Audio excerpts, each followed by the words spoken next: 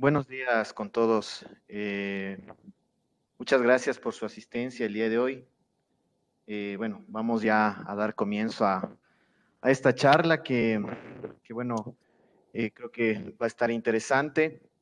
Eh, no sé si me escuchan, me confirman el audio, por favor. Si alguien no escucha, por favor.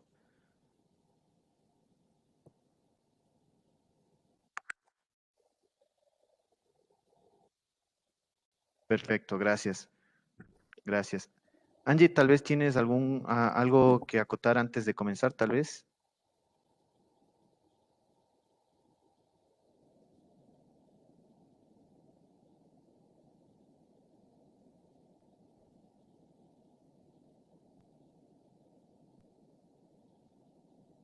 Ok, ok. Bueno, bueno, comencemos con nuestra charla sobre eficiencia energética en los sistemas de bombeo centrífugos y de desplazamiento positivo. Perdón, Angie, ¿ibas a comentarnos algo tal vez?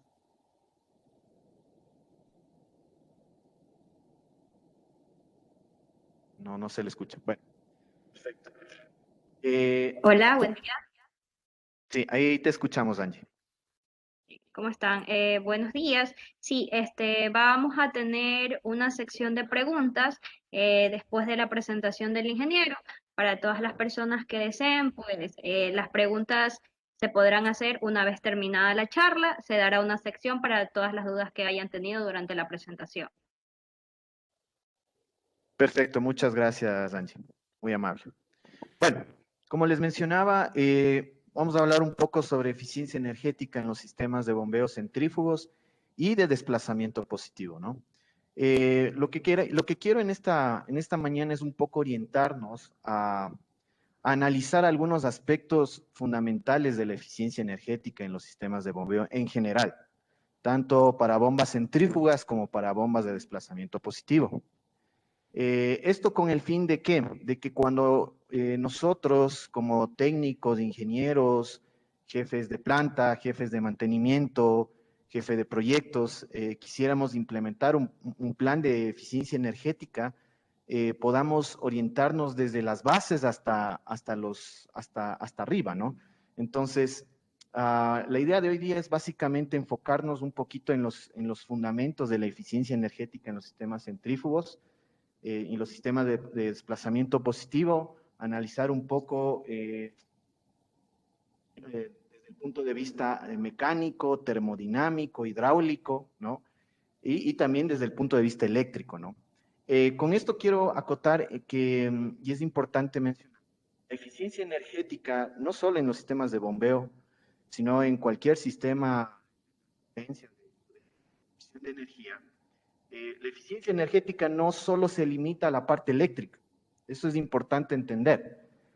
Muchas veces cuando hablamos de eficiencia energética, entendemos que es solo la parte eléctrica y que solo en la parte eléctrica se puede hacer eficiencia energética, pero no es así. La eficiencia energética parte desde el, digamos así, desde el servicio, ¿no?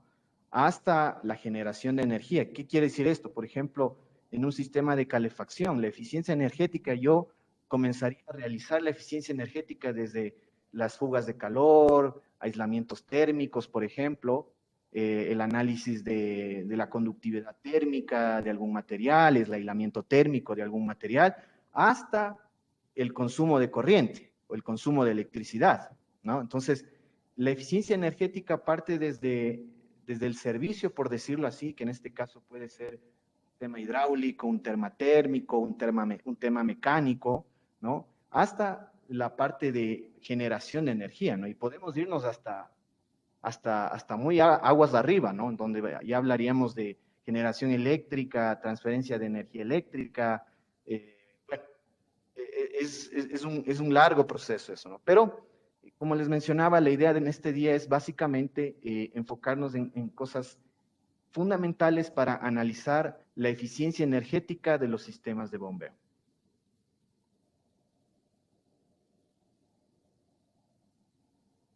Ya, ya. Por favor, si es que ven, me confirman la pantalla. Estamos en la primera presentación.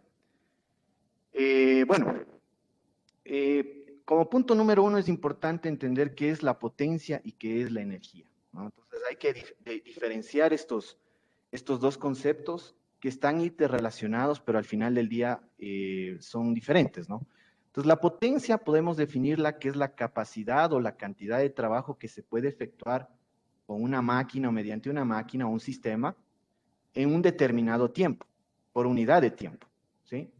En cambio, la energía es la cantidad de potencia que se genera por un tiempo, ¿sí? Entonces, básicamente o matemáticamente la expresión de la potencia es el trabajo sobre el tiempo y la energía es la potencia por el tiempo, ¿no? Entonces, las unidades de potencia, como ustedes ya conocen, vatios, HPs, joules, bueno, hay sin infinidad de unidades. La unidad más frecuente utilizada en el análisis de energía o en el análisis de eficiencia energética son los kilovatios hora. Esto es importante porque generalmente uno hace un análisis de eficiencia energética, para traducirlo a un lenguaje universal, se debe trabajar en kilovatios hora, ¿no? Obviamente se puede trabajar en otras unidades también, pero digámoslo así, para manejar un lenguaje más universal, más común, más tradicional, por decirlo así, se utilizan los kilovatios hora, ¿no? Kilovatios hora. Ok. También es importante que nosotros entendamos cuáles son los tipos de potencia, ¿no? Cuáles son los tipos de potencia que podemos, en los cuales nosotros podemos intervenir, influenciar, podemos analizar, podemos estudiar. Hay algunos tipos de potencia. Aquí he mencionado unos pocos. Por ejemplo, la potencia mecánica, ¿sí? Eh, un punto de análisis muy interesante es la potencia mecánica en un eje, que es el torque por la velocidad angular, como lo ven aquí. ¿Sí? Tenemos la potencia hidráulica. La potencia hidráulica. Generalmente cuando nos hablan la potencia de una bomba, aquí quiero hacer una diferencia. Cuando nos hablan de la potencia de una bomba, estamos hablando de la potencia de un conjunto. Bomba, eje, acoplamiento, motor, es todo un conjunto. Pero cuando hablo de la potencia hidráulica, es en sí la potencia que necesita el fluido para desplazarse en las tuberías, por ejemplo, ¿no? Entonces, si ustedes ven esta formulita, la potencia hidráulica es igual al caudal por una presión. La potencia hidráulica que se aplica, por ejemplo, en un fluido que va en una tubería es igual al caudal por la presión. Aquí no estamos hablando de eficiencias, nada, pero específicamente la potencia hidráulica es la potencia que se le imprime al fluido para que pueda desplazarse con ciertas condiciones. Tenemos la potencia térmica, ¿sí? Que es igual a un volumen de masa por un calor específico, por un gradiente de temperatura. Y finalmente tenemos la potencia eléctrica, ¿no? Como sabemos todos, es la unidad de voltaje por la intensidad de corriente o amperaje, ¿no? Es importante tener en claro estos conceptos. Sí. Número, la eficiencia y la eficacia. Sí. Como ustedes pueden ver, la eficiencia energética y la eficacia, hay una diferencia, ¿no? La eficiencia, la eficacia de perdón, la eficiencia energética es la capacidad de producir trabajo por un sistema, ¿sí? Con la menor cantidad posible de energía, sin sacrificar el servicio, ¿no? Matemáticamente se define como, permítame un segundo, por favor.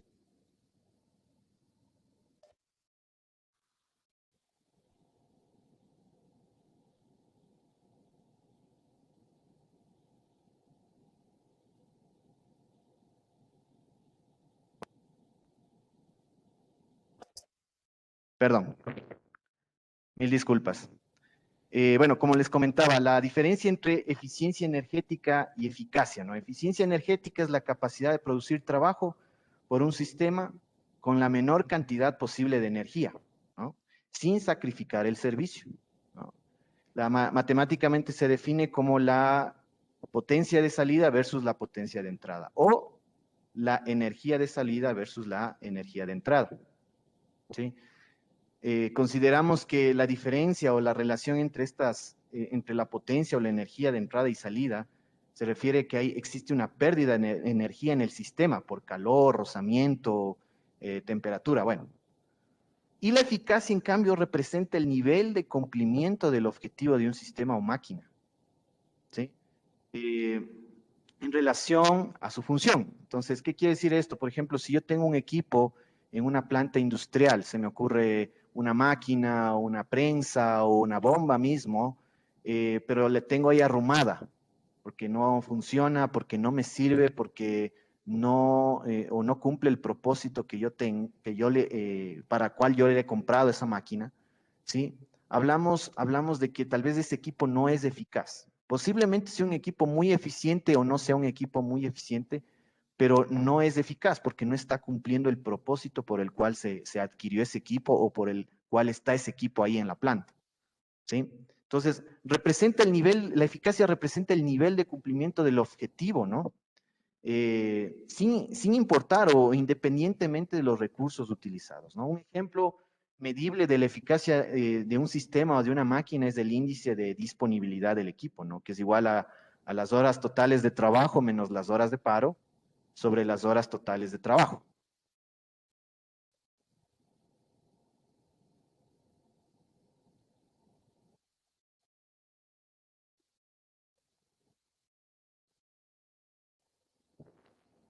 Ya, ya. Tipos de eficiencia. Ya, como les había mencionado, vamos a ir analizando paso a paso algunos aspectos muy fundamentales de la eficiencia energética en los sistemas de bombeo. Parte de esto es también entender los tipos de eficiencia que hay en el sistema de bombeo, ¿no? Una de las primeras eficiencias que podemos encontrar es la eficiencia mecánica, ¿no? Que es la relación entre la potencia mecánica de salida o en el eje de salida versus la potencia mecánica en el ingreso o en el eje de ingreso, ¿no? Eh, Básicamente, las pérdidas que se refieren, ¿por qué hablamos de una eficiencia? Porque ahí se refiere a ciertas pérdidas que se encuentran en el sistema debido, por ejemplo, al rozamiento, eh, entre elementos mecánicos.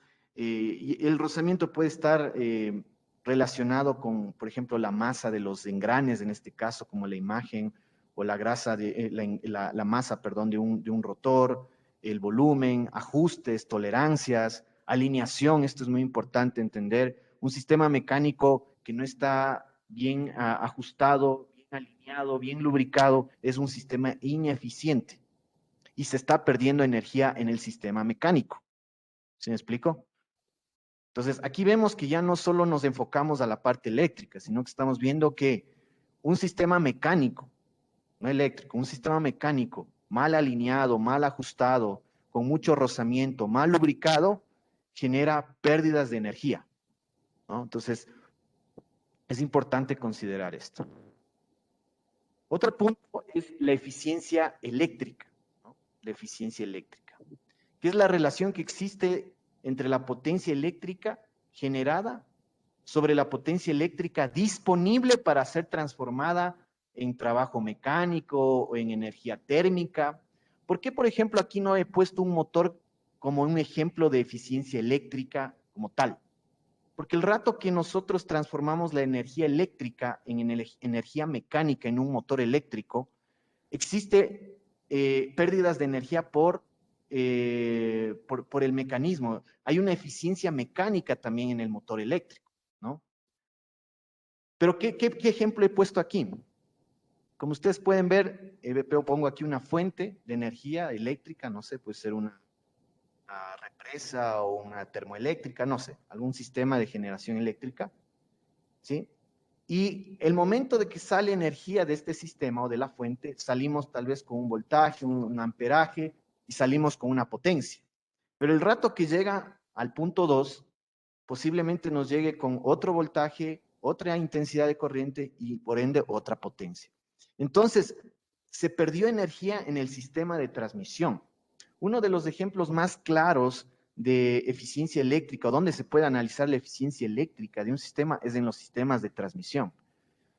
La energía eléctrica, hay parte de la energía eléctrica que se pierde en el aire por calor, justamente por la resistividad que tienen los elementos conductores, ¿no?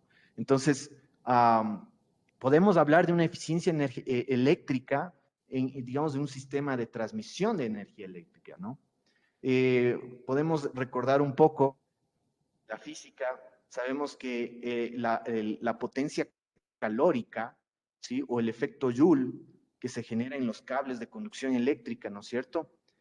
O las pérdidas de calor que se generan en los cambios, en un cable de conducción eléctrica, es igual a la intensidad de corriente al cuadrado por la resistividad del material. Esto es calor que se pierde. Esta formulita que ustedes ven ahí, eso es calor que se está perdiendo al ambiente. Entonces, parte de la energía eléctrica se convierte en calor y se pierde en el ambiente. Así tengamos un muy buen aislamiento eléctrico en los cables, siempre va a haber cierta cantidad de calor que se disipa y se pierde. Realmente en la naturaleza no hay ningún sistema perfecto. Por eso cuando estudiamos termodinámica, estudiamos los sistemas ideales o los sistemas irreversibles, perdón, los sistemas reversibles, y después estudiamos los sistemas irreversibles, ¿no? Entonces, los sistemas reversibles son sistemas ideales que realmente no existen, ¿no? Otro aspecto importante a entender es la eficiencia hidráulica, ¿ya? Que es la relación entre la potencia o energía absorbida por el fluido sobre la potencia o energía teórica que el impeller o el rodete de la bomba, ¿sí? O de la máquina hidráulica debe entregar, ¿no? Entonces, aquí es interesante también entender este tipo de concepto, porque si ustedes se dan cuenta aquí en la imagen, en el gráfico, el rodete tiene un diseño específico para entregar cierta cantidad de potencia o de energía. Pero en la realidad, la potencia que recibe el fluido no es igual a la potencia teórica que entrega o que debería entregar el rodete, ¿sí? Entonces, por eso yo puse aquí, por ejemplo, en este rodete, tengo que el rodete en teoría genera una potencia, un caudal por una presión, pero el fluido realmente recibe un caudal 2 por una presión 2, ¿no? Y la relación entre estas dos potencias o energías, ¿no? Porque pueden ser potencia o energía, es la eficiencia hidráulica, ¿no? La eficiencia hidráulica está relacionada básicamente al rozamiento del fluido con el rodete, está relacionado mucho con los torbellinos que se generan en el interior del rodete, en las holguras de la bomba, ¿no? Con las pérdidas de presión en sí que genera en sí el rodete por su diseño, ¿no? Entonces, no hay un diseño perfecto de un rodete que podamos decir que el diseño del rodete genera tanto de potencia y esa potencia es la que entrega al fluido, ¿no? Entonces, hay una eficiencia hidráulica en las bombas. La eficiencia volumétrica, que este es un concepto del anterior, pero bueno, la eficiencia volumétrica es la relación entre el volumen del líquido o el gas, ¿no? que entrega, que entrega una máquina sobre la capacidad volumétrica nominal o teórica que debe entregar la máquina, ¿no? Nuevamente, entonces, cuando nosotros a veces, por ejemplo, este concepto se ve muy claramente en las bombas de desplazamiento positivo. He tenido muchos casos, por ejemplo, en donde un cliente a veces adquiere una bomba y, por ejemplo, se esperaba que la bomba genere, por ejemplo, 20 galones por minuto, es un ejemplo, ¿sí? Pero el momento de trabajar, la bomba realmente genera 18 galones por minuto, ¿sí? Revisa los gráficos, las tablas y en teoría el caudal nominal de esa bomba a tal velocidad debería generar 20 galones por minuto. Pero en sí la bomba tiene cierta eficiencia volumétrica, quiere decir que parte del caudal que la bomba está enviando se está quedando en las holguras de la bomba, está recirculando en las holguras de la bomba, por ende ese caudal no sale. Entonces, por eso es lo que muchas veces encontramos que bombas no están generando el caudal que uno desea. porque las bombas tienen una eficiencia volumétrica. Hay parte del caudal que se está quedando en las holguras de la bomba, en la carcasa de la bomba, y otra parte obviamente está saliendo, ¿no? Entonces, eso nos habla de una eficiencia volumétrica de la bomba. Y este valor de la eficiencia volumétrica, el fabricante de las bombas lo tiene ya claramente identificado y contemplado en sus cálculos de diseño. ¿Ya? Aquí tengo un ejemplo de cómo más o menos se puede evaluar la eficiencia volumétrica de una bomba. En este caso es una bomba de engranes, son las gráficas de una bomba de engranes, ¿ya? Por ejemplo, digamos que se desea bombear 20 galones por minuto de un fluido con una viscosidad de 200 SSU, ¿ya? A una presión de 50 psi. La pregunta dice, ¿cuál será el caudal que teóricamente debe bombear la máquina y cuál es la eficiencia volumétrica? ¿No? Entonces, primeramente vamos a las gráficas, ¿no? Y vemos que para 20 galones por minuto, más o menos, aproximadamente necesitaríamos unas 180 RPM de velocidad en la bomba, ¿no? Esta gráfica de aquí que ustedes ven, esta número 1, el fabricante la da como una gráfica de caudal nominal, ¿no? O sea, este es el caudal nominal a- con la que a cierta velocidad del eje, las RPMs, entregaría 20 galones por minuto, ¿sí? Pero acá tenemos una segunda gráfica que nos habla del slip. En inglés más o menos podríamos traducir que el slip es el patinamiento o el escurrimiento, por decirlo así, ¿no? El escurrimiento que tiene esta bomba.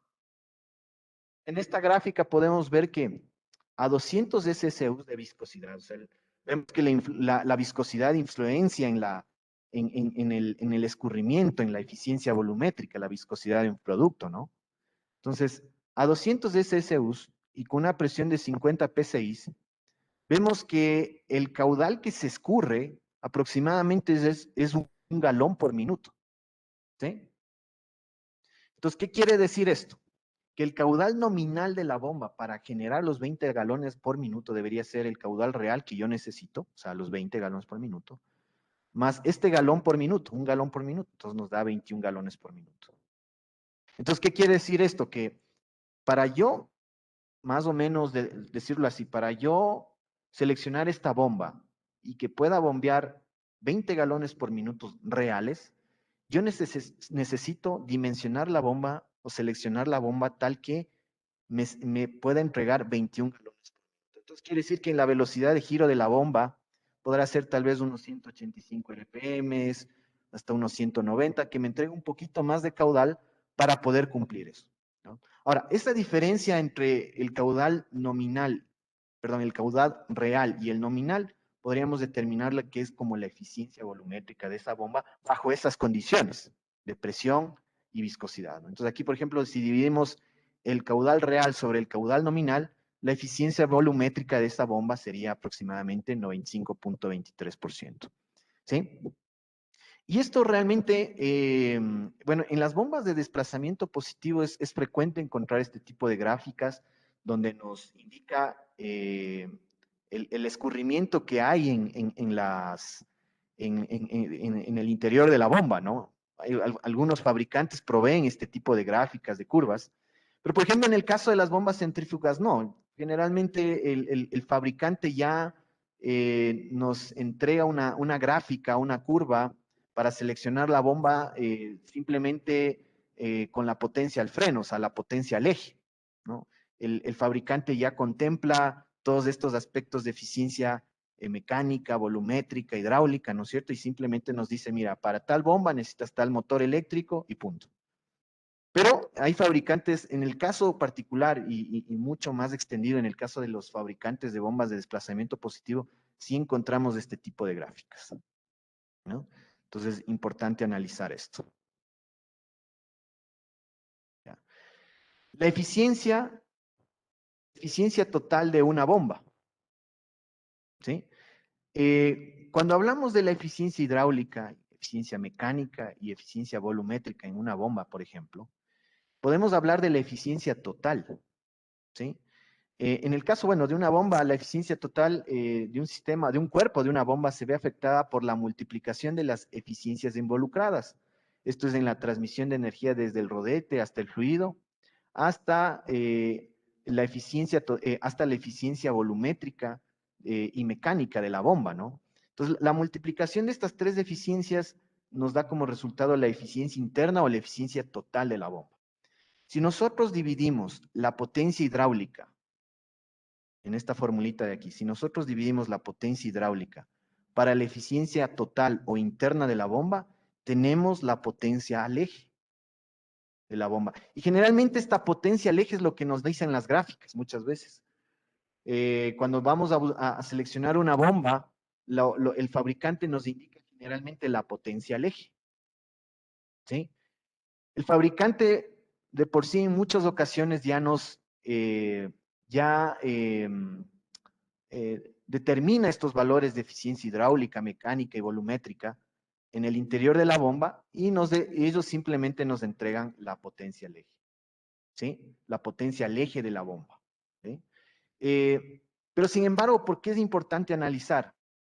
Nuevamente, como les mencionaba, ¿no? A veces un rodete desgastado, un rodete mal balanceado o un rotor mal balanceado puede influir en el aumento o disminución de la eficiencia mecánica, de la eficiencia volumétrica o la eficiencia hidráulica, ¿sí? No me sirve de nada tener una bomba con el motor eléctrico más eficiente del mundo si mi rodete o mi rotor de la bomba está desbalanceado, está gastado, ¿no? ¿Qué va a pasar? La eficiencia de la bomba en sí, por más motor eléctrico eficiente que lo coloque, la eficiencia de la bomba no está en el punto óptimo. ¿Sí me explico? Entonces, por eso debemos tomar en cuenta estas consideraciones para hacer un proceso o para organizar un proceso.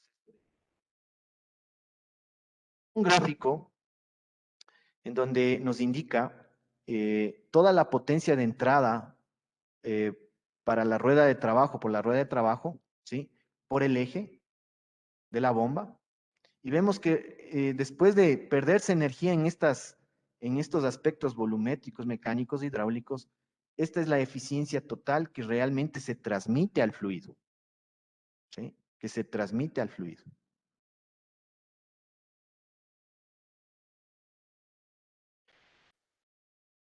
Muy bien. Ahora, hablemos un poco de la eficiencia, ahora sí, total de un sistema de bombeo. Total de un sistema de bombeo. Cuando hablo de un sistema de bombeo, no solo estoy hablando del cabezal de una bomba, ¿sí? Estoy hablando del cabezal de una bomba, del acople de la bomba, del motor eléctrico de la bomba, ¿sí? Y si es que aplica, incluso el variador de frecuencia de la bomba, ¿sí? Entonces estoy hablando ya de un sistema más completo, ¿sí? La eficiencia total de la bomba es la multiplicación entre la eficiencia interna de la bomba, o la eficiencia total de la bomba, del cuerpo principal de bombeo, la eficiencia del acoplamiento. Recordemos que el acoplamiento puede ser un acople tipo flexible, un acople rígido, una brida, sea lo que sea, pero en el acoplamiento también hay pérdida de energía, aunque sea mínima, pero hay pérdida de energía, ¿sí? Acoplamiento del sistema de reducción de velocidad. En el caso de bombas centrífugas o bombas de desplazamiento positivo, a veces se necesita operar con velocidades menores a las velocidades estándar que nos dan los motores eléctricos. Entonces, el sistema de reducción de velocidad también tiene una eficiencia, también se pierde energía en el sistema de reducción de velocidad. Por la eficiencia del motor eléctrico. El motor eléctrico por sí tiene una eficiencia, ¿sí? Y finalmente, si es que aplica la eficiencia del variador de frecuencia. Y estas eficiencias podrían multiplicarse así, podríamos, si quisiéramos considerar algunos otros aspectos de eficiencia, podríamos seguir multiplicando. Eficiencia de la red eléctrica, eficiencia del transformador y así sucesivamente, ¿no?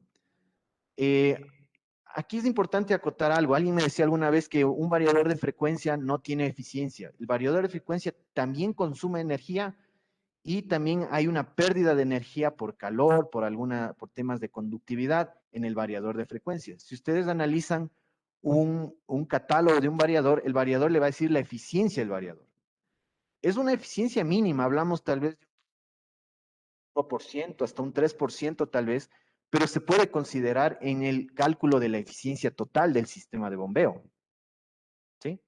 Por lo tanto, si quisiéramos calcular, analizar la eficiencia total del sistema de bombeo, desde la energía que coloco en el fluido hasta la energía eléctrica, en este caso, que estoy consumiendo, sería igual a la potencia hidráulica sobre la energía, sobre la eficiencia total. ¿Sí?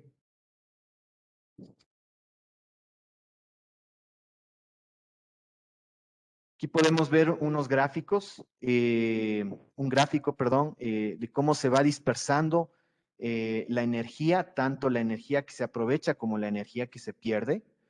Como ustedes pueden ver aquí en el primer cuadro, la energía total suministrada por la red, ¿sí?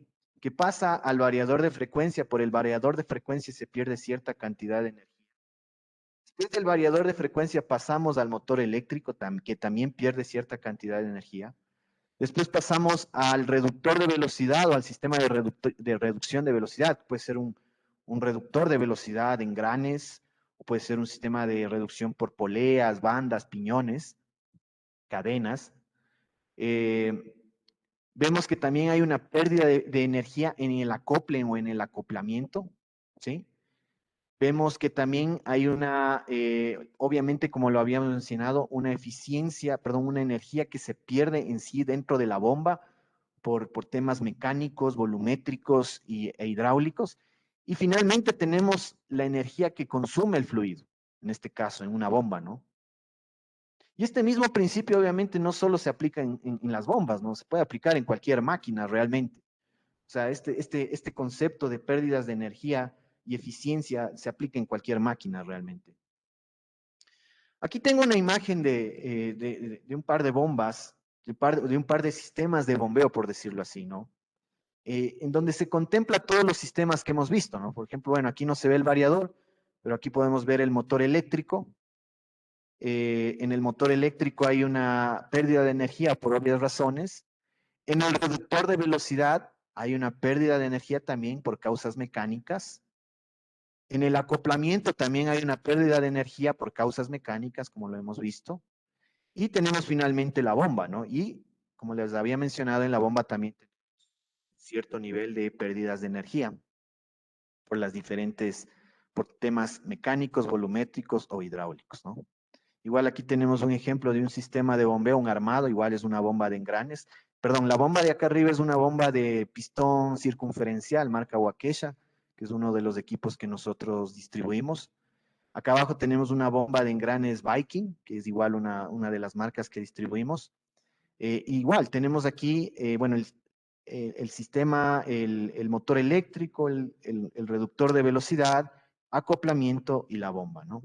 Entonces, en todo este sistema podemos evaluar las pérdidas de energía, ¿no? Entonces, como ustedes ven hasta acá, hasta este momento, eh, la energía no solo se pierde en la parte eléctrica, se pierde en toda la cadena de transmisión de energía y de potencia, ¿no? Entonces, cuando nosotros, nuevamente, la insistencia es cuando uno quiere hacer eficiencia energética, no solo nos limitemos a la parte eléctrica, sino que revisemos todo nuestro sistema que esté en correcta operación para nosotros garantizar que nuestro sistema es eficiente.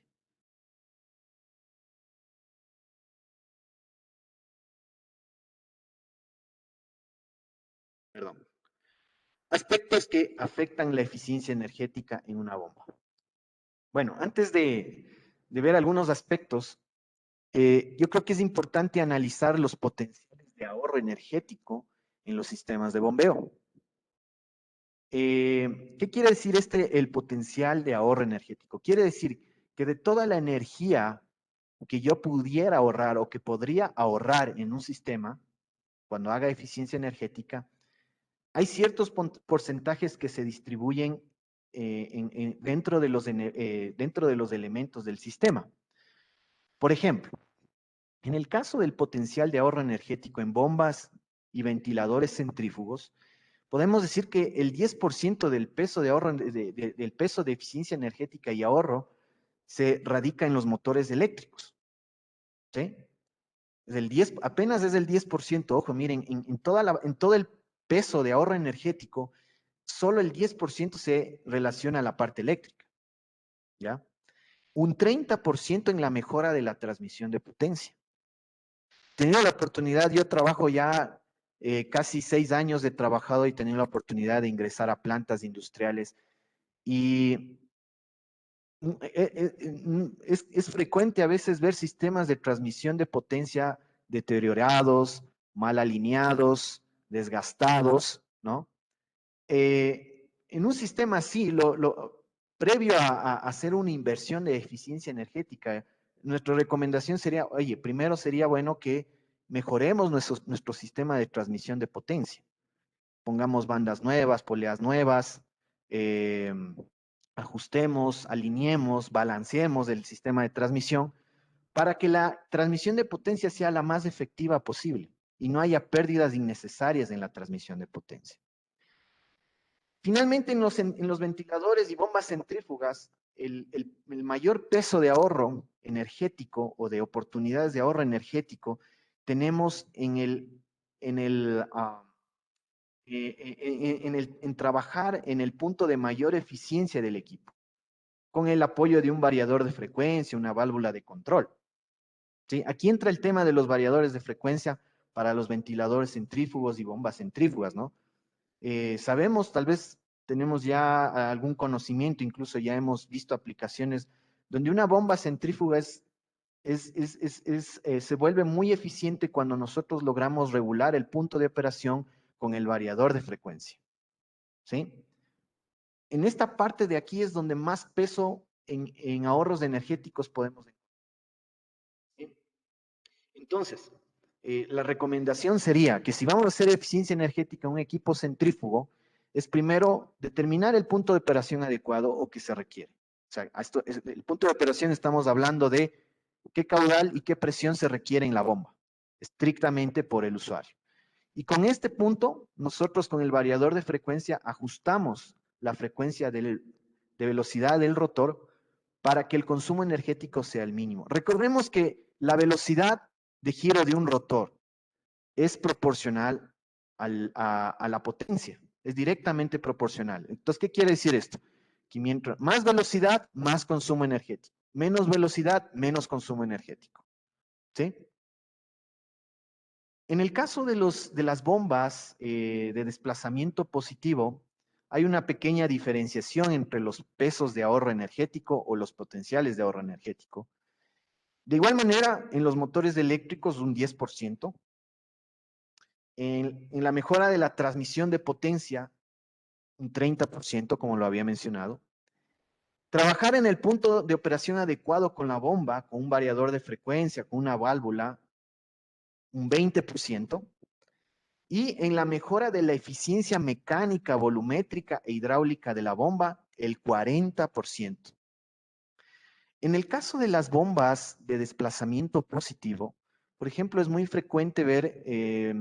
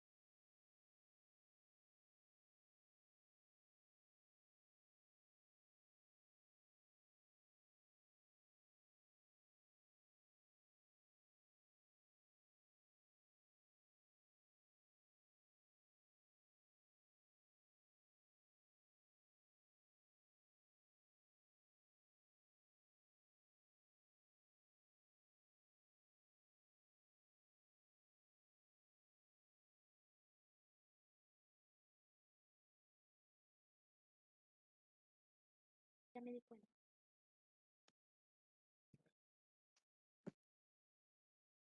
Hola, ¿cómo están? Buen día.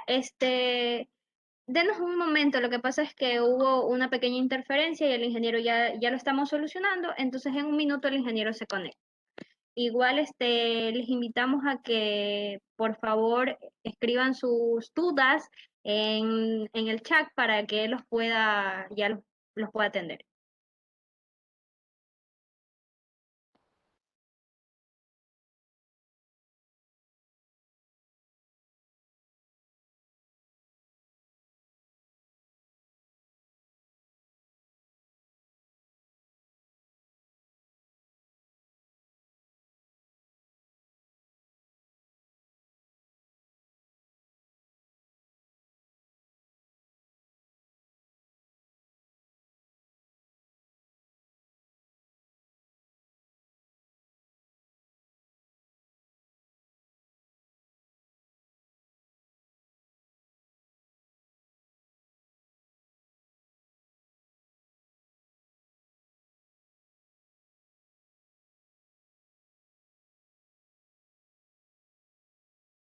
Disculpas, no sé qué pasó, se cayó el internet, algo pasó, no sé si me escuchan ahí.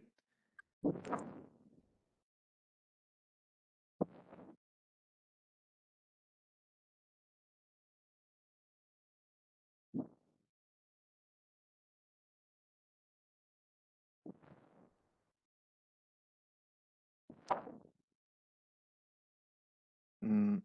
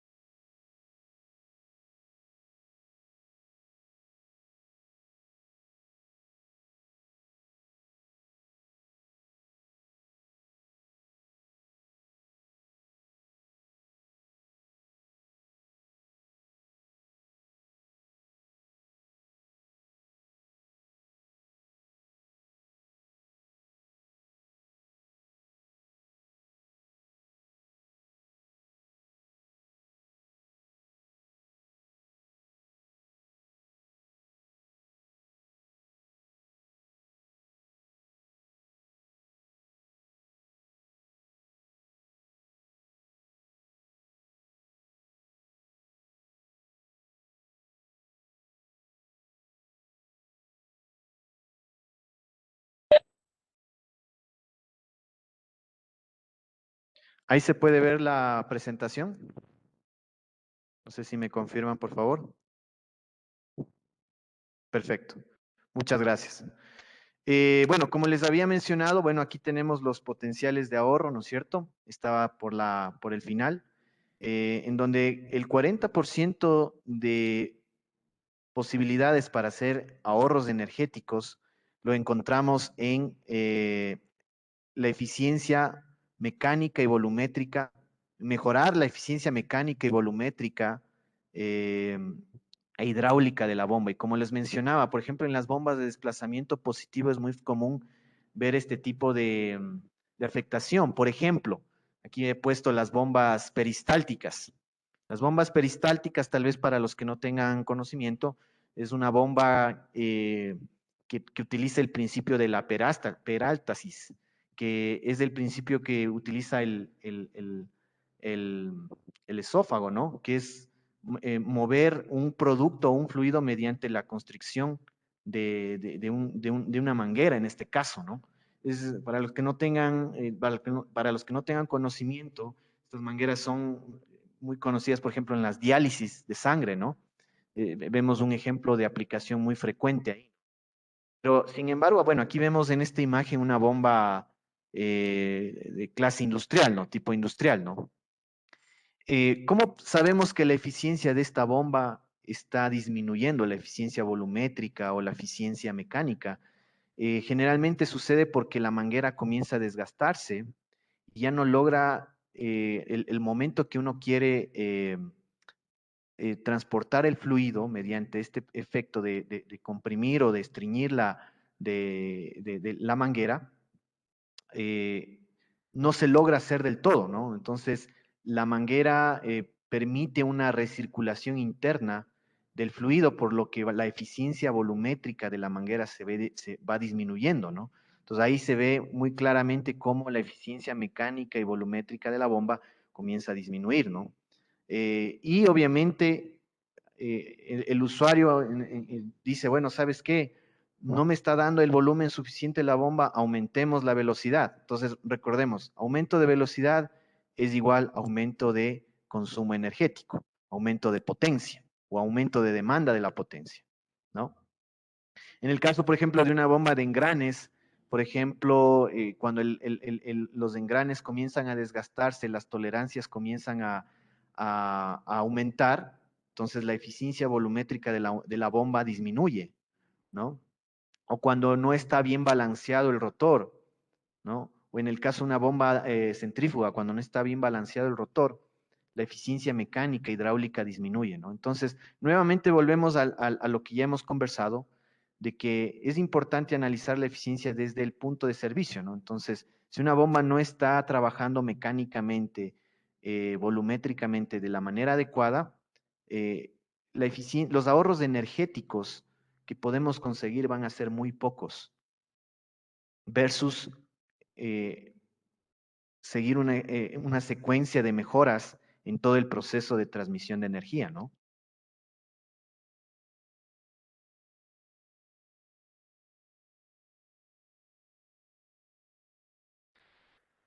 Otros aspectos que afectan la eficiencia energética de una bomba, ¿no? Aquí podemos ver el punto de operación. ¿Sí?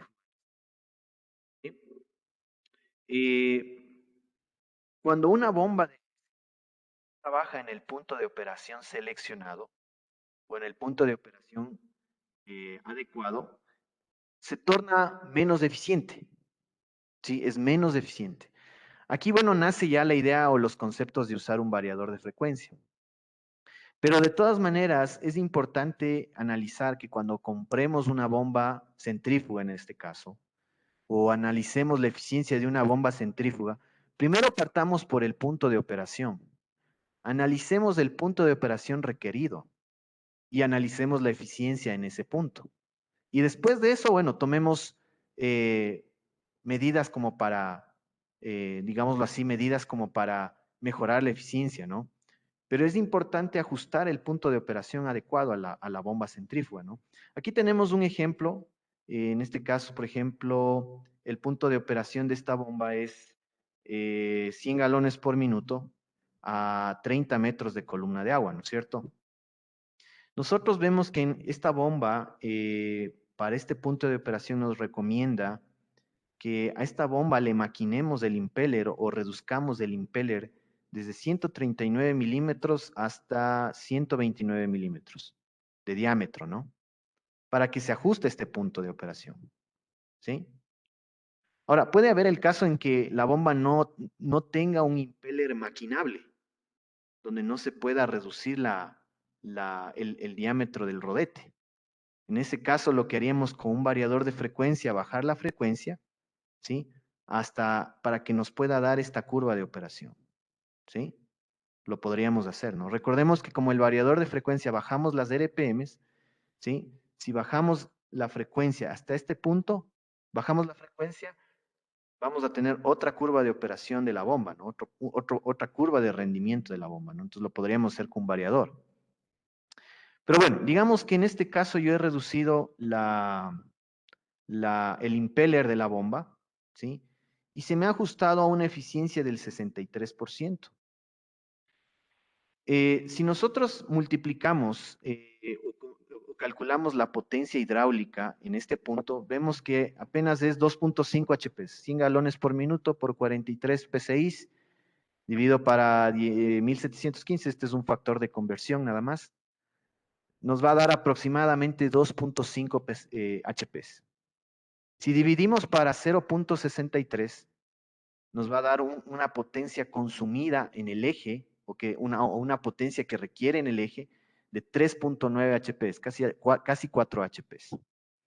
Sin embargo, el fabricante me recomienda para este punto de operación, me recomienda, tal vez por temas de acoplamiento, por seguridad, no sé, me recomienda que coloque un motor de 5 HP. ¿Sí? Como ustedes pueden ver, esta bomba refleja o recomienda el fabricante trabajar con 3 niveles de potencia, 3, 5 y 7.5. Entonces, para este punto de operación, lo que me recomienda es un motor de 5 HP. Si hacemos el análisis de eficiencia de todo el conjunto, o sea, motor y bomba, vemos que la eficiencia se reduce a un 50%, ¿sí? A un 50%, ¿sí? Entonces, aquí podríamos nosotros, bueno, hay algunas acciones de eficiencia energética, viendo ya este punto de operación que se ajusta al punto de operación de la curva, de la bomba, perdón, y la curva. Entonces aquí, por ejemplo, ya analizando esto, yo diría, bueno, ¿sabes qué? Coloquemos un motor de mayor eficiencia energética, mayor eficiencia eléctrica, mayor eficiencia energética, ¿sí? Eh, o podríamos, o podríamos tal vez, por ejemplo, se me ocurre a mí también maquinar el impeller hasta 134 milímetros y con el variador de frecuencia bajar las revoluciones de tal manera que se me genere esta otra curva de aquí. Recordemos que maquinar el impeller o bajar la frecuencia lo que va a hacer es bajar las curvas, ¿no? De operación de la misma bomba, ¿no? Entonces, bajando con el motor de 5 HP, bajándole la curva, podría conseguir incluso mayores ahorros, posiblemente, ¿no? De energía. Pero bueno, esto es básicamente lo que podríamos analizar en una bomba centrífuga, ¿no? La eficiencia general.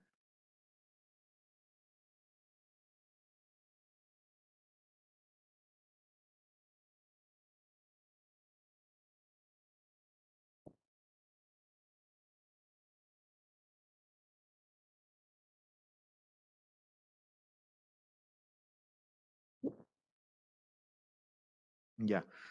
Eh, perdón. El variador de frecuencia para el uso de las bombas centrífugas, ¿no? Entonces aquí es bien interesante esta teoría porque en el caso de los ventiladores centrífugos, las bombas centrífugas, el uso del variador de frecuencia y ajustar el punto de operación adecuado con este elemento es súper interesante porque los ahorros energéticos pueden ser bastante altos, ¿no? Pero hay que entender también un poquito estos conceptos. El uso de un variador de frecuencia y el ahorro de energía parte prácticamente de los conceptos de las leyes de afinidad de las bombas, en donde la relación de caudales es igual a la relación de velocidades, en donde la relación es de presión entre distintos puntos de la curva del sistema es igual a la relación de las velocidades al cuadrado. Y la relación de potencias, ¿no? De consumo en los diferentes puntos de operación del sistema de bombeo es igual a la relación de velocidades al cubo, ¿no?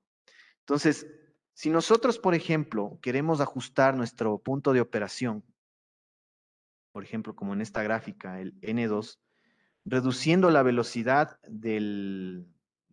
¿cómo se llama? De frecuencia del rotor, eh, vemos que primeramente la potencia en el punto 2 va a ser menor. El consumo de potencia va a ser menor. ¿Cuánto menor?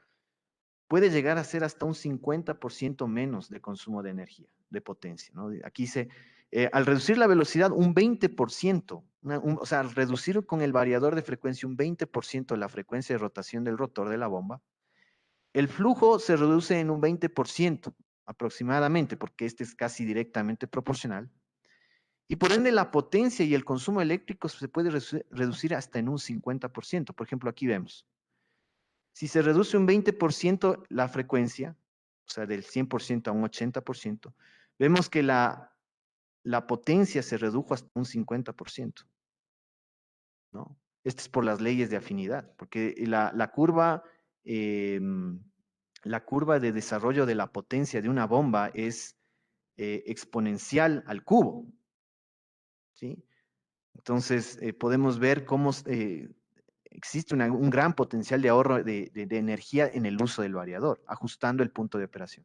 Pero aquí es importante entender algo. El punto de operación, este análisis, o sea, bajar la frecuencia de rotación de una bomba centrífuga, hay que hacerlo con criterio también, ¿no? Porque si la carga de presión del sistema o la curva de presión del sistema, o si el punto de operación requerido está fuera del punto del sistema, al yo bajar mucho la frecuencia de rotación de la bomba, posiblemente la presión número 2, en este caso, no sea la suficiente como para vencer las pérdidas de fricción en los accesorios de tubería, o no sea la presión que yo necesite en el punto final de bombeo.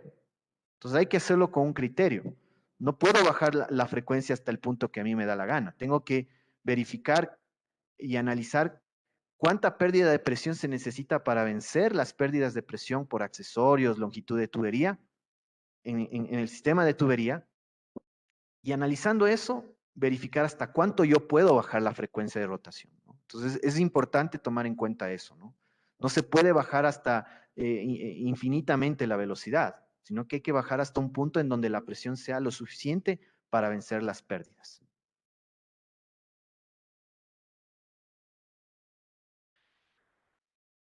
Aquí tenemos un ejemplo del uso de variador de frecuencia. Dice, en el caso de bombas centrífugas, dice, si tenemos un sistema de bombeo de 3 bombas, de cada una de 30 HP o de 22 kilovatios, que abastecen un complejo de viviendas, 2 equipos podrían trabajar en su punto de máxima eficiencia hidráulica y son suficientes para el abastecimiento de agua, ¿no es cierto? Si nosotros hacemos el cálculo eh, con estas 2 bombas que trabajan 24 horas, 24/7, vemos que hay un consumo de casi 385.440 kilovatios por hora, ¿sí?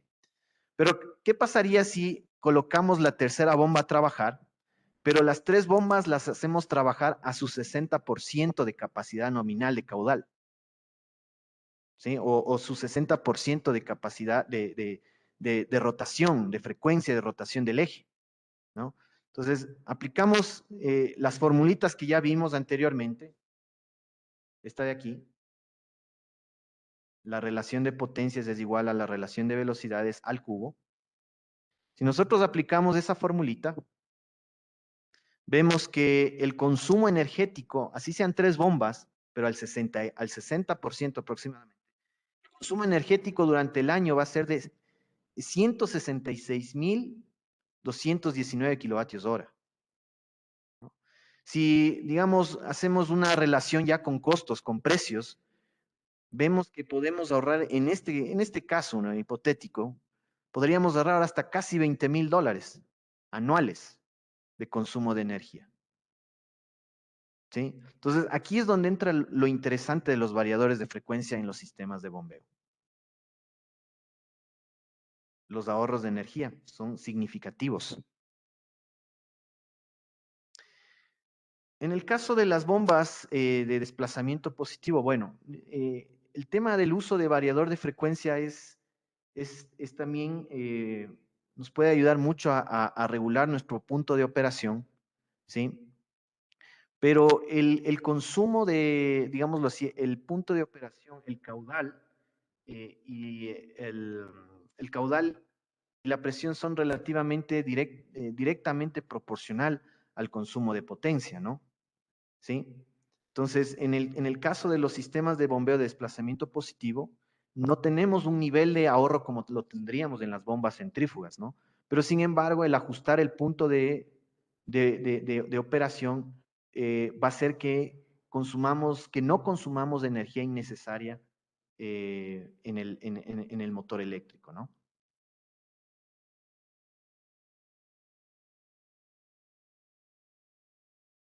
Otros aspectos que afectan la eficiencia energética, por ejemplo, en un sistema de bombeo, pueden ser el acoplamiento, como lo habíamos mencionado anteriormente.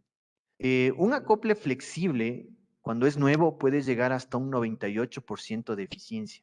¿Qué quiere decir esto? Que, o sea, el acople logra transmitir el 98% de la energía y la potencia desde el motor, en este caso, desde la caja reductora, no sé, cuando es nuevo. Pero cuando ya está usado, por ejemplo, en el caso de un acople flexible, el elastómero, el elemento flexible, por ejemplo, puede ser el caucho, que comienza a desgastarse, el acople comienza un poco a aflojarse, ¿no es cierto? La transmisión de potencia, la eficiencia puede disminuir hasta un 95%, ¿sí? Que eso es algo normal. Por ejemplo, cuando nosotros hacemos el dimensionamiento de las bombas y queremos seleccionar el motor, la potencia final en el motor eléctrico, consideramos esta pérdida de energía, ¿sí? Este 5% que se pierde lo compensamos sobredimensionando el motor, ¿sí? En el caso de acoples rígidos eh, podemos encontrar hasta un 99% de eficiencia cuando son nuevos y cuando son usados y están en buenas condiciones, pero están usados, podría bajar hasta un 97%, ¿no? Ojo, miren, la eficiencia en el sistema de acoplamiento puede reducirse hasta un 85% si el acoplamiento está mal alineado, mal ajustado, ¿sí? O el elemento flexible está desgastado, muy desgastado, ¿sí? Entonces, esto es importante considerar en el proceso de mejoras de eficiencia energética, ¿no? Si el acoplamiento o el sistema de acoplamiento no está adecuadamente alineado, balanceado, de ser el caso, ajustado, ¿sí?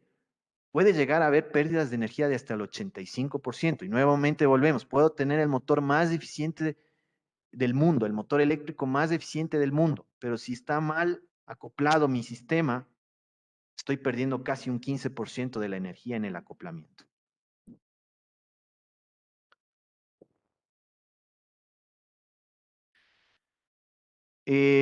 Otros aspectos que afectan la eficiencia energética es el sistema de reducción de velocidad, ¿no? Y aquí quiero, bueno, un poco analizar los sistemas de reducción de velocidad de los motorreductores, ¿sí?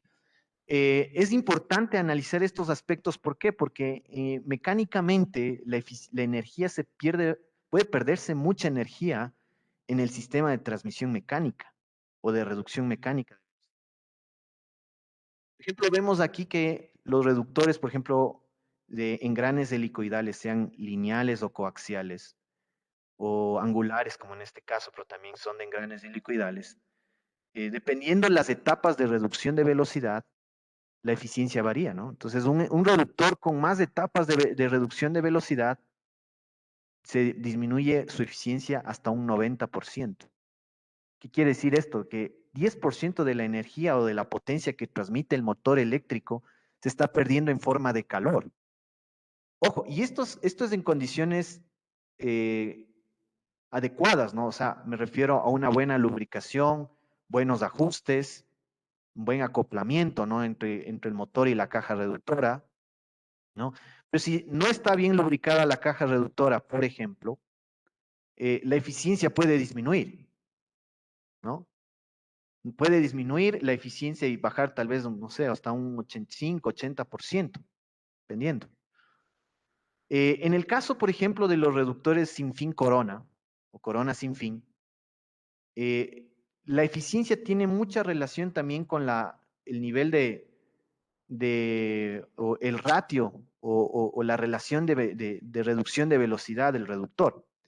Entonces vemos que, por ejemplo, un reductor con una relación de velocidad de 1 a 7 es mucho más eficiente que un reductor con una relación de velocidades de 1 a 100. Podemos ver que es súper ineficiente una caja, ¿no? Entonces, aquí, por ejemplo, en el caso de un sistema, por ejemplo, en el caso de una banda transportadora, a veces es más eficiente colocar un motorreductor con una relación relativamente baja, ¿sí? Y después acoplarlo con un sistema de transmisión de cadena, por ejemplo. Eso es más eficiente que colocar un reductor que me baje tanta velocidad, ¿sí? ¿Por qué? Porque es un reductor sin fin corona es muy ineficiente con relaciones de velocidades muy altas. Es muy ineficiente. Vemos que puede llegar hasta un 30%. Quiere decir que tan solo el 30% de la energía que transmite el motor eléctrico logra transmitir el sistema sin fin corona. El otro 70% se está perdiendo en calor, ¿no? Entonces es importante analizar estos temas también, ¿no? Y igual analizarlo en el sistema de bombeo, si es que necesito bajar mi velocidad, analizar estos esquemas, ¿no? O considerar estos aspectos. Aquí tenemos, bueno, algunas deficiencias de los reductores, de algunos tipos de reductores, ¿no? Los helicoidales, lineales, angulares, reductores pendulares, planetarios, ¿sí?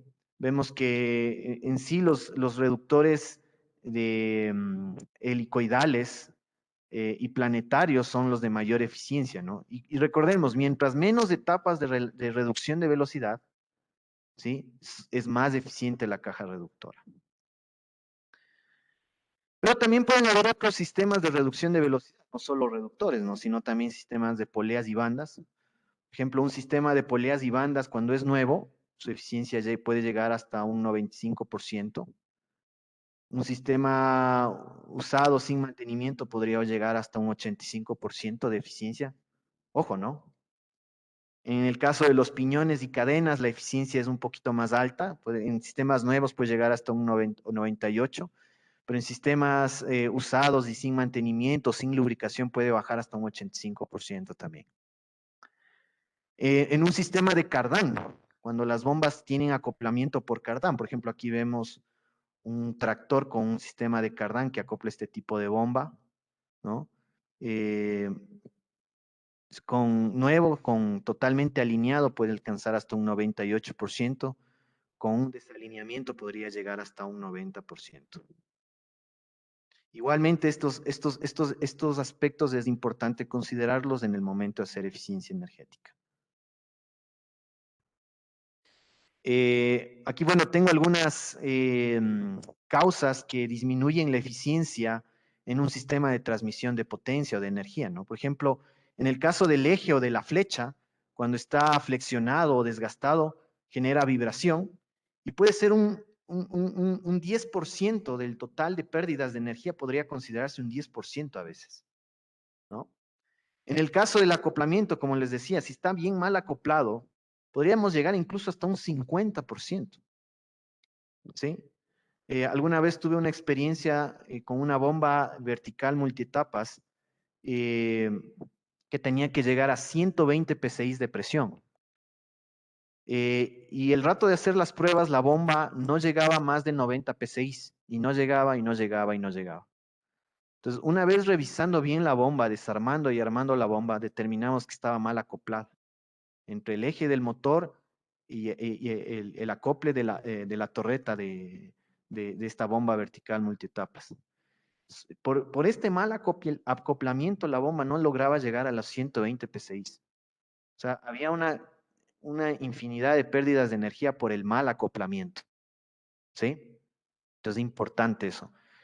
En la caja reductora, cuando está no mal lubricada, hay ajustes inapropiados o una selección incorrecta, se puede alcanzar altas temperaturas. Y recordemos, la alta temperatura es pérdida de energía.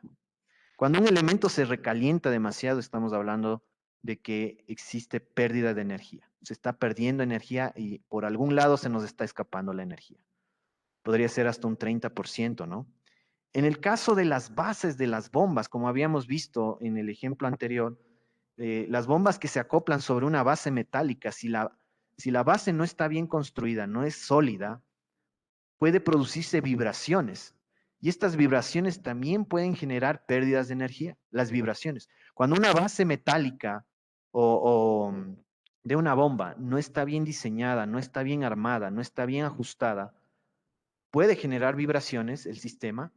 Estas vibraciones no absorbe bien la bancada o la base, y estas vibraciones van a afectar todo el sistema de bombeo. Va a reducir la eficiencia del sistema. Otro aspecto importante es el sistema de arranque, el tipo de arranque. Bueno, esto ya es muy común, es muy conocido.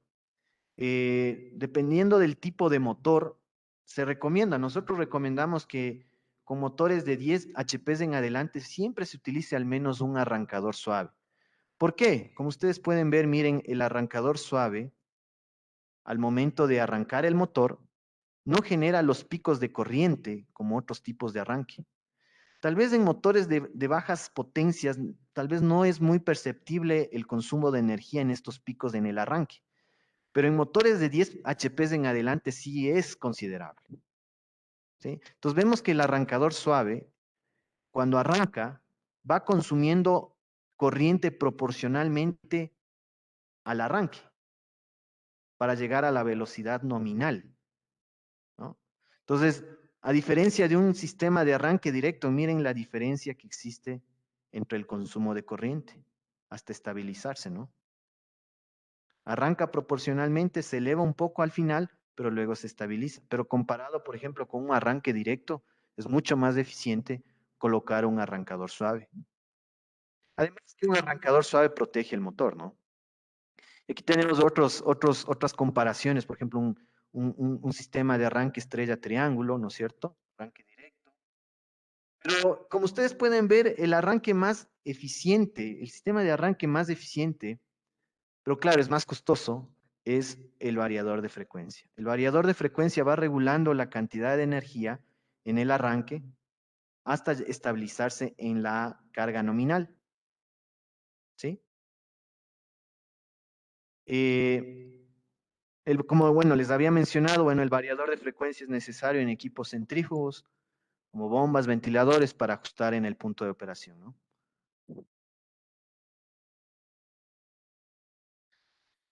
Otro aspecto, el uso de motores más eficientes, ¿no? Entonces aquí sí hablamos ya un poquito de los motores de alta eficiencia. Actualmente encontramos ya en el mercado, bueno, aquí en el Ecuador, en el mercado ecuatoriano todavía no encontramos motores, por ejemplo, de eficiencia IE4. Actualmente el estándar de fabricación a nivel mundial es motores IE2. Actualmente el estándar, ¿no? ¿Qué quiere decir esto? O sea, los fabricantes de motores ya no te fabrican motores IE1, ya desapareció eso. Sin embargo, bueno, esta es una gráfica un poco antigua, pero realmente el estándar es el IE2, ¿no? Entonces, por ejemplo, Inducom actualmente está importando motores con estándar IE2, ¿sí? Estándar IE2. Y pronto se espera también tener en stock motores IE3. Actualmente motores IE3, muy difícil conseguirlos en stock, pero se está manejando ya bastante este nivel. Tenemos clientes que tienen ya políticas de uso de motores IE3 como mínimo, ¿sí? En niveles de eficiencia. Y en casos o en aplicaciones muy fuertes donde tal vez el equipo necesite trabajar 24/7, por ejemplo, y tal vez una potencia elevada, ya el estándar sube a un IE4, ¿no? Pero de manera general, para nosotros hacer un análisis de eficiencia, es importante considerar que, bueno, nos recomiendan algunos fabricantes que el uso del motor de alta eficiencia es más efectivo con potencias entre 10 HP y 75 HP, con un régimen de operación de 2.500 horas anuales o más, ¿no? ¿Sí? Si es que esto más se refiere por el costo de la inversión inicial, ¿no? Se refiere por el costo de la inversión inicial, ¿no? Pero de manera general es más eficiente el uso de un motor de eficiencia, de alta eficiencia entre estas potencias, ¿no? También podríamos considerar que los motores de alta eficiencia son más rentables con potencias menores a 10 HP o mayores a 75 HP, pero cuando el régimen de trabajo es mayor a 4.500 horas anuales. Son aspectos que, como les decía, esto tiene más que ver con Esto tiene que ver bastante con el costo inicial de estas tecnologías. Obviamente, un motor más eficiente es más costoso, cuesta más.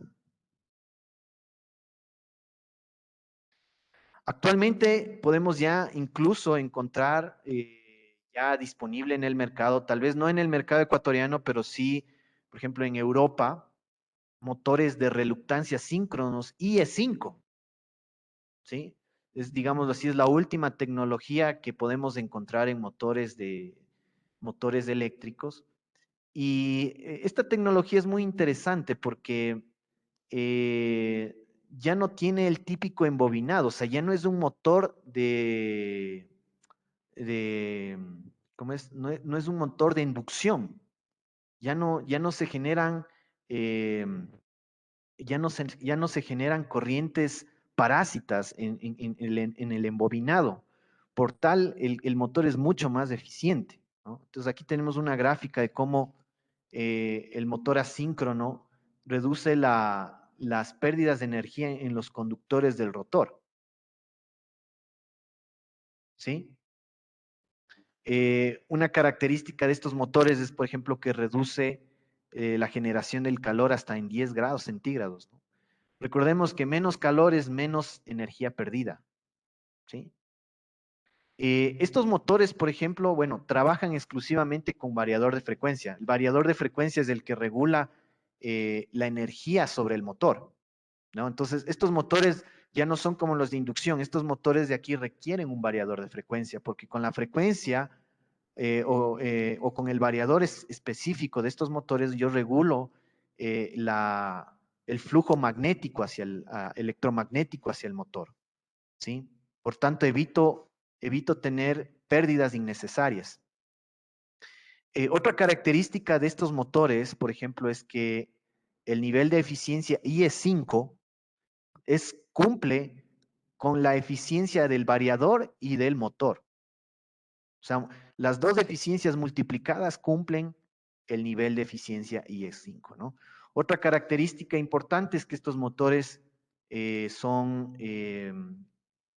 no son síncronos, ¿no? No son como los motores de inducción que son asíncronos, ¿no? ¿Qué quiere decir esto? Que la velocidad que está en la placa, el dato de velocidad que está en la placa, esa es la velocidad real. O la velocidad nominal es la velocidad real. O sea, no hay deslizamiento. Por ejemplo, nosotros en los motores de inducción, nominalmente en el catálogo dice motor a 3.600 RPM, pero cuando vemos, perdón, en la placa, vemos que es 3.460, por ejemplo, o 3.560, perdón. ¿Sí? Entonces, ahí esa diferencia de velocidades, eso se llama el deslizamiento.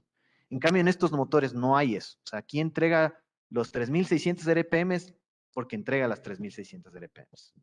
Entonces, estas son algunas de las tecnologías nuevas que se están ya viendo en el mercado y que actualmente se están ya manejando, ¿no? Otros aspectos importantes a considerar en la mejora de la eficiencia energética. Por ejemplo, aquí es importante ver también evaluar el diámetro de la tubería en los sistemas de bombeo, ¿no? El diámetro de tubería debe ser el correcto. Si tenemos un diámetro de tubería muy delgado, obviamente el sistema va a ser que la presión se eleve demasiado. Y si se eleva demasiado es mayor consumo. Entonces, al momento de diseñar un sistema de bombeo, tuberías y todo eso, debemos considerar el diámetro de tubería adecuado de tal manera que la presión no se eleve demasiado, para que no tengamos, no tengamos que dimensionar un motor de una potencia muy elevada. Otro punto importante es el NPCH o la carga de succión o la presión de succión. Debe ser la adecuada. Se debe establecer un diseño adecuado para que en la presión y la succión de la tubería sea la adecuada, porque si no la bomba va a consumir mucha energía en tratar de succionar el fluido, ¿no? Entonces aquí, bueno, entramos ya a un tema de dimensionamiento hidráulico, pero es importante considerar esto. El tipo de tubería, considerar si la tubería es lisa o no. A veces hay tuberías muy antiguas donde ya la rugosidad interna de la tubería es muy amplia. Y recordemos, si hay rugosidad en la tubería, si aumenta la rugosidad, aumenta el consumo aumentan las pérdidas de energía en la tubería. Por ende, aumenta el consumo de potencia en la bomba, porque se aumenta la presión.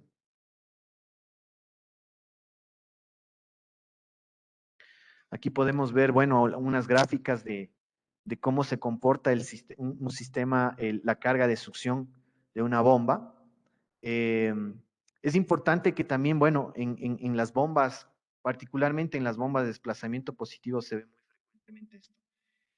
La velocidad de giro de la bomba debe estar acorde a la succión, a la carga de succión. Recordemos que si la bomba, por ejemplo, gira muy rápido, posiblemente la succión se va a tornar ineficiente, ¿no? Entonces, siempre a muchos de mis clientes les pongo este ejemplo. Si yo succiono el jarabe con una jeringa muy rápido, vemos que el rato de succionar, el jarabe sale con burbujas de aire. Lo mismo pasa en una bomba. Si yo succiono muy rápido, se llena de aire y mi sistema se vuelve ineficiente, volumétricamente y energéticamente. Entonces, lo recomendable es que la velocidad de succión sea lo más adecuado para que el fluido pueda transportarse íntegramente sin burbujas de aire, ¿no? Y bueno, como les había mencionado anteriormente, otro aspecto importante es vital que las bases de las bombas estén bien diseñadas para evitar las vibraciones, ¿no?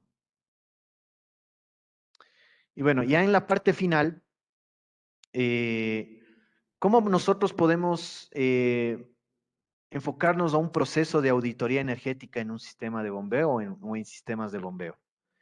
Si bien es cierto, hoy tenemos normas, por ejemplo, la ISO 50001, la ISO 50002 y algunas otras normas, pero en una forma resumida hemos querido aquí desarrollar un procedimiento muy básico para que sea lo más aplicable posible a todas las circunstancias. Primeramente, nosotros debemos hacer un análisis de las bombas, o sea, un análisis mecánico, eléctrico, hidráulico. ¿Sí? Es importante identificar el estado inicial de nuestro equipo. Como les había mencionado, no se trata de lanzarnos a hacer cambios de tecnología inmediatamente, sino que debemos hacer primeramente un análisis técnico desde la parte mecánica, hidráulica, eléctrica, termodinámica, ¿sí? Del estado actual de nuestros equipos. Número dos, debemos definir exactamente los puntos de operación requeridos, caudal, presión y NSPH. ¿Sí? ¿Por qué es esto importante? Porque muchas veces posiblemente mi demanda no sea tan alta de caudal o de presión. ¿Sí? Sin embargo, yo estoy invirtiendo en tecnologías nuevas cuando simplemente es necesario bajar un poco el caudal, bajar un poco el consumo. El caso, por ejemplo, no sé, se me ocurre en el caso de bombeo de algún producto, de algún insumo para algún proceso industrial, queremos cambiar el sistema a un sistema más eficiente, pero tal vez el simplemente de optimizar el uso de ese insumo ya represente un equipo de menor volumen, de menor tamaño, de menor potencia. ¿Sí me explico? Entonces, por eso es importante definir los puntos de operación requeridos. Identificar los indicadores energéticos, ¿sí? En esto muchas veces cuando se hace un proceso de eficiencia energética es importante saber cuántos kilovatios hora, como les había mencionado, se necesita para bombear un galón de producto, por ejemplo. En el caso, por ejemplo, de una empresa que trabaja, por ejemplo, una empresa de balanceados, yo necesito saber cuántos kilovatios hora necesito para bombear un galón de melaza, por ejemplo. No sé, se me ocurre en una empresa de bebidas, por ejemplo, gaseosas. ¿Cuántos kilovatios hora yo necesito para bombear un litro de jarabe de azúcar, por ejemplo? Yo necesito tener esos datos para saber cuantificar mis consumos de energía, ¿sí? Y proyectarme al futuro. Por ejemplo, si yo quiero aumentar mi producción, ¿sí? Con estos factores yo puedo estimar mis consumos de energía a futuro. ¿Me explico? Número cuatro, trazar una línea base de consumo de energía, ¿sí? Es importante saber cuál es nuestra tendencia de consumo de energía. Estudio de oportunidades de mejora, ¿sí? Entonces aquí entra la parte donde verificamos dónde nosotros podemos mejorar, identificamos que, por ejemplo, nuestro sistema de acoplamiento es viejo, nuestro reductor de velocidad está mal lubricado, nuestro motor eléctrico es muy antiguo, si me explico, vemos que no está seteada la bomba en el punto de operación adecuado, entonces evaluamos los puntos de mejora. Número 6, la política. Esto es muy importante porque si no tenemos una política de eficiencia energética, es difícil sostener las mejoras de eficiencia en el futuro, en el tiempo. Por ejemplo, una política que yo he visto que clientes han implementado y que me parece bien es, por ejemplo, eh, adquirir exclusivamente, se me ocurre para sus motores eléctricos, rodamientos de alta eficiencia o comprar motores eléctricos exclusivamente de alta eficiencia, ¿no? Son políticas que se establece en la organización. ¿Para qué? Para que el proceso o el sistema de eficiencia energética que uno quiere implementar perdure en el tiempo. El plan, número 7, el plan para alcanzar los objetivos, ¿no? Debemos diagramar nuestra planificación para alcanzar los objetivos.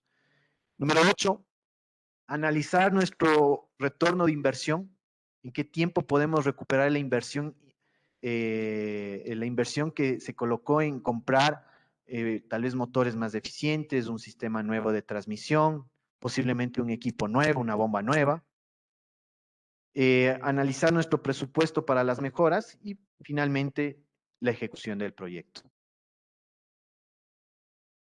Entonces, como podemos ver, bueno, aquí en este gráfico, todo lo que podamos hacer, o sea, trazar líneas base, definir indicadores, todo lo que podamos hacer en el proceso de optimización y de mejora de la eficiencia energética va a circular en función a una política energética, ¿no?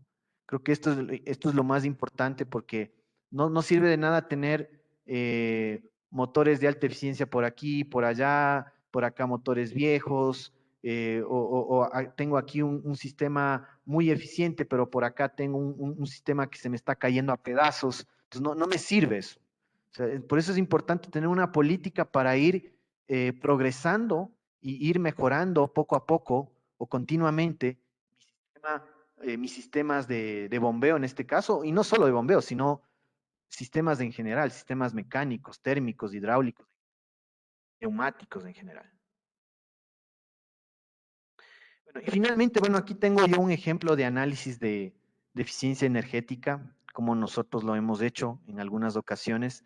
Es importante analizar, por ejemplo, aquí se planteó con un cliente realizar un reemplazo de motores antiguos por motores de reluctancia IE5, ¿no?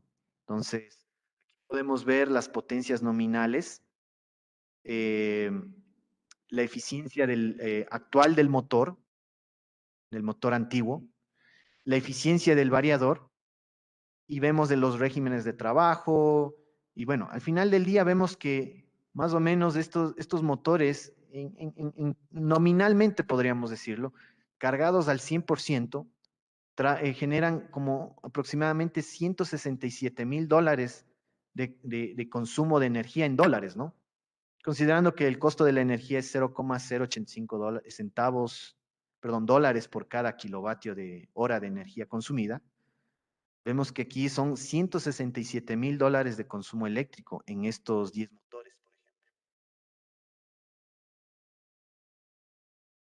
Colocando motores de alta eficiencia, ¿sí? Solo en el consumo eléctrico, ojo, solo en el consumo eléctrico. Aquí no estamos considerando mejorar el set point del equipo, mejorar la transmisión, solo en el consumo eléctrico. Vemos que si usamos motores de alta eficiencia, eléctrico es $155,000, casi $10,000 menos de consumo energético al año, solo en consumo eléctrico. Y esto considerando solo, como les digo, haciendo una comparación en que los dos motores trabajarían al 100% de la carga. ¿Sí? Recordemos que un motor eléctrico cuando trabaja al 100% de su carga es el punto más eficiente del motor eléctrico, ¿no? Entonces, solo en el cambio de tecnología podemos ver que casi hay un ahorro anual de $10,000, ¿no? En los análisis de eficiencia energética también, bueno, consideramos, bueno, aquí tengo un resumen de los factores que se calculan, de los presupuestos que se debe considerar. Es importante en un análisis de eficiencia energética, en un análisis de costos, eh, identificar cuánto me costaría, por ejemplo, reemplazar los motores antiguos por motores estándar vigentes. Por ejemplo, aquí yo he puesto compra de motores estándar IE2 más variador de frecuencia. En este caso, por 10 motores hablaríamos de una inversión de $34,000 aproximadamente. Una inversión inicial de motores de IE5 con variador de frecuencia hablamos de una inversión de $44,000. O sea, hablamos casi $10,000 más. Pero estos $10,000 adicionales que yo invierto los voy a recuperar en menos de un año, por ejemplo, aquí. En menos de un año voy a recuperar eso. Y lo que me sobra o lo que yo voy recuperando año tras año me va a quedar como un ingreso para mí, adicional, ¿no? Finalmente, bueno, en los análisis de eficiencia energética también se evalúa la huella de carbono. Hay un factor que identifica los kilogramos de CO2 por cada kilovatio hora que se genera eléctrico, ¿no? Entonces, por ejemplo, aquí aplicando estos nuevos motores, vemos que al año podríamos ahorrar casi 48 toneladas de CO2. Es bastante, ¿sí? Este factor que ustedes ven aquí de 0,343 kilogramos por CO2 por kilovatio hora es un factor que lo determinó si más no me equivoco, la OLADE para el Ecuador en el 2014. ¿Sí? Entonces, más o menos es bien considerable el reemplazo de tecnologías y en este caso solo de motores en la disminución del consumo energético.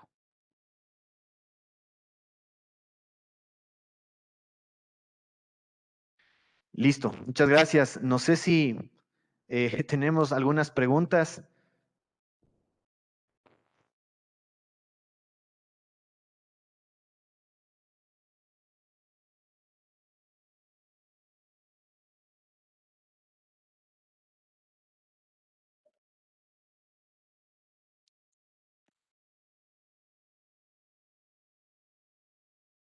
Hola. Hola, buenas. ¿Tendrán alguna pregunta, alguna duda acerca de la charla que acaba de emitir el ingeniero Soria, por favor?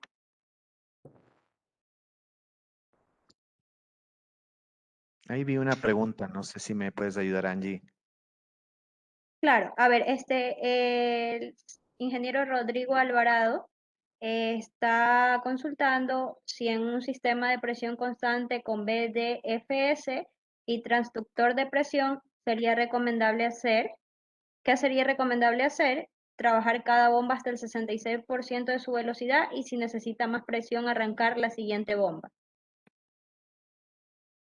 Lo que yo recomendaría, sí, o sea, podríamos trabajar con las 3 bombas al 66%, no habría ningún problema. Todo depende de la demanda de caudal, o sea, si es que, por ejemplo, vemos que con las 2 bombas abastecemos, no sé si es un edificio o una planta industrial, con las 2 bombas abastecemos, qué sé yo, hasta un 90% del consumo el consumo de la planta con el 66% de la frecuencia de rotación. Tendríamos una tercera bomba ahí como para un backup nada más. Pero si digamos, yo necesito, para trabajar al 66%, yo necesito meter una tercera bomba para cumplir con el caudal, entonces de ley tengo que meterla, de meter esta tercera bomba a trabajar. Esa sería la idea. Pero obviamente con una frecuencia menor para no disparar el consumo energético. Pero todo depende del análisis, o sea, de si con las 2 bombas yo puedo abastecer todo, digamos un 90%, un 100%, dejaría una tercera para un backup. O podría utilizar una tercera para justamente, como en el ejercicio que vimos, para bajar más la frecuencia hasta donde más pueda y abastecer el consumo de caudal.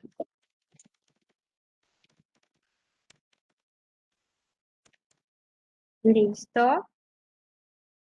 Em, Esperamos, ingeniero, que se haya resuelto su pregunta. No sé si alguno de nuestros otros participantes desea preguntar. Acaban de escribir, ingeniero Soria, están preguntando cuál debería ser la mínima velocidad de trabajo de la bomba con el BDF. Claro que al bajar velocidad debería de poner ventilación forzada para que no caliente el motor. Ya, recordemos que cuando baja la frecuencia, eh, recordemos que cuando bajamos la frecuencia y como habíamos mencionado, tenemos que analizar la curva de operación del sistema de bombeo, ¿no? Porque a veces puede pasar que cuando yo bajo mucha la frecuencia, la presión que me genera en ese nuevo punto de operación no es suficiente para vencer las pérdidas de presión en la tubería. ¿Me explico? Entonces, por eso uno tiene que analizar hasta qué punto yo puedo bajar mi frecuencia, ¿no es cierto?, para lograr vencer las pérdidas de fricción, ¿sí? Eh, de todas maneras, como digamos así, en la frecuencia de rotación, yo diría se podría trabajar hasta un 50% de la frecuencia de rotación de la bomba. ¿Sí me explico? O sea, bajar hasta unos 30 hercios nada más eh, para no llegar a la ventilación forzada. ¿Sí? Pasado este porcentaje, podríamos considerar una ventilación forzada. ¿Sí? De todas maneras, justamente esta paradoja que existe, ¿no? De bajar la frecuencia para ahorrar energía, pero por otro lado le estoy forzando a mi motor. Por eso es lo que actualmente se está introduciendo la eficiencia de los motores IE5, los motores de reluctancia. En los motores de reluctancia no pasa este efecto, que se recalienta por bajar la fricción, perdón, la frecuencia. ¿Sí? Los motores de reluctancia justamente tienen esta función de que con el variador yo regulo la cantidad de energía que necesita el motor y con eso trabajo. Y no hay un sobrecalentamiento como en los motores de inducción.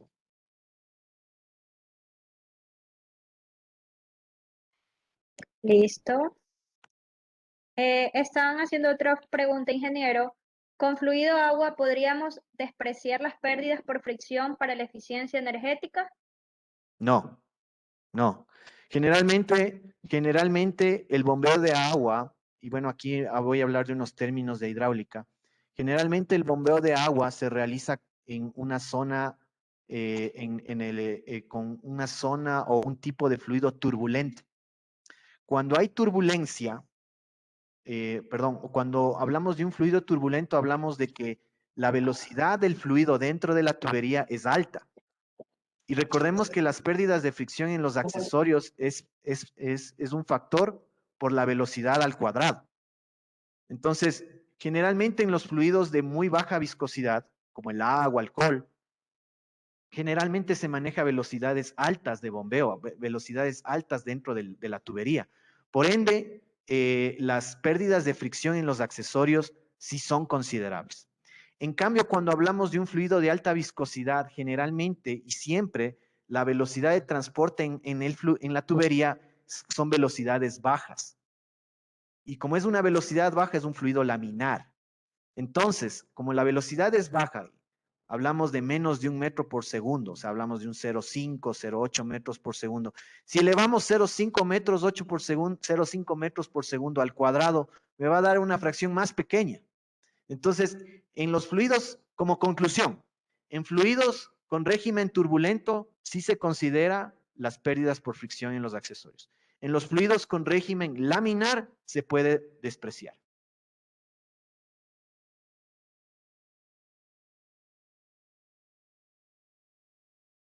Listo. Este, bueno, ¿tienen alguna otra pregunta?